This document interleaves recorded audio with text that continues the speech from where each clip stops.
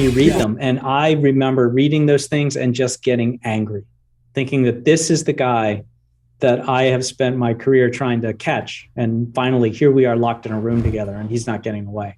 Oh my gosh. That's crazy. That's such a rush too. Yeah. I mean, what you're saying, this is the problem I have a lot. Like we telling something, I was like, hey, the moment is different. Man, like when you're standing in that sucker and the intensity, how you walk in there, are you playing that in your head? Oh yeah. You feel like your entire body just got hooked up to a power line. Oh yeah. You're vibrating with it. You feel it in your past, present, and future. Did he ever show signs that he was onto you?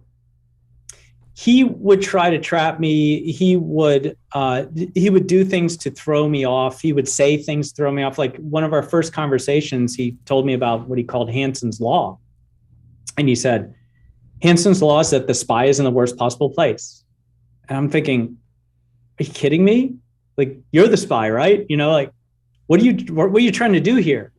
And what he was trying to do was mess with my head. Mm-hmm. And that was his MO. And he said, and it's a very eloquent law, really, if you're in counterintelligence. He said, the spy is in the worst possible place. He's that person who has access to the information that is going to do the most damage and the knowledge and the wherewithal to get that information to those who are going to pay him the most for it.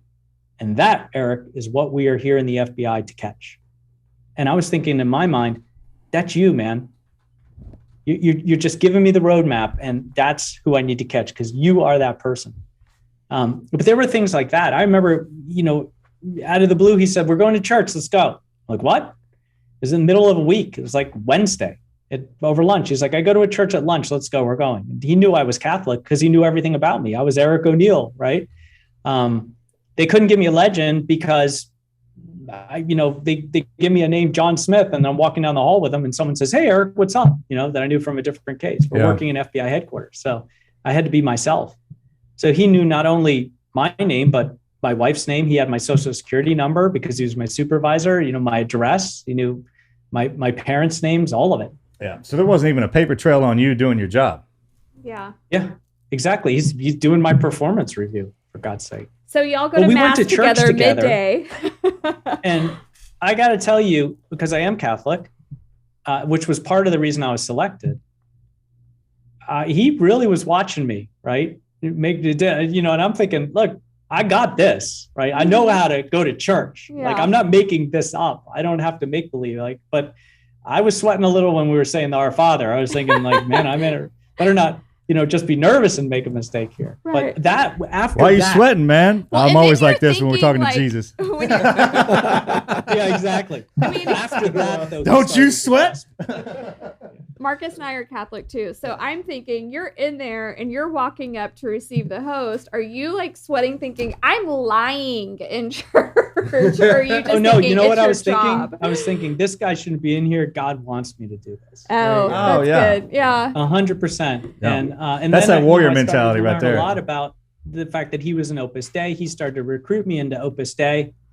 What is that? He started having some very significant conversations about Catholicism and marriage. He was pretty pissed off that my wife and I had been married for 3 months and she wasn't pregnant yet. But once you get into conversations like that, I knew I gained his trust. Yeah. Right. Wow, that's so crazy. Did you get to be a part of the actual arrest of him, the final straw, if you will? I didn't. I was the guy who found the information that led to that arrest, but I was not there on the arrest day because he did not know, as he was arrested and then later, that I was the person who found the information. Wow. And they weren't going to tell me for a while. They weren't going to tell him because at the end of the day, I would have had to testify to most of the evidence we found because I found it. And then he would have known on the stand. Oh my gosh. That is so crazy. So that's a great story, man. It really is a great story. And after this, I want everybody to watch the movie and check out the book. Yeah. But yeah. Did his wife know, like when all of it came out, did his wife and kids know what he was doing? So there are some difference of opinion on whether his wife knew or not, right? At one point, she did find some money that he had hidden and actually told him that he needed to turn himself in or asked him about it. And he went to his priest, and the priest said, look, you need to donate that to charity and never do it again. He downplayed it. I did something wrong, but it's not really terrible. No one got hurt. His brother-in-law, who was also in the FBI, had found out about this from his wife and had tried to turn him in at one point, but he was ignored. I mean, just the stars were aligned for Hanssen.